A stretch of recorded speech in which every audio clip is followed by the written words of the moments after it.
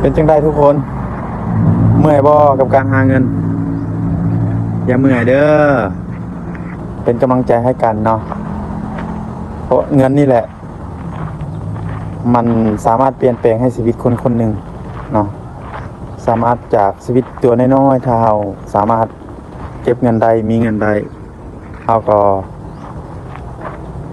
มีความมั่งคั่งและมีอิสระในทางด้านการเงินคือกันเนาะอยากให้ทุกคนตั้งใจเนาะตั้งใจเก็บตั้งใจสร้างเฮ็ดหยังก็เฮ็ดให้มันได้เงินเนาะอย่าด้อยค่ากับตัวเองเนาะอย่าด้อยค่าตัวเองเนาะเพราะว่าการหาเงินของแต่ละคนมันบ่คือกันเนาะบางคนได้เงินมาด้วยเหือด้วยแหงเนาะกว่าจะได้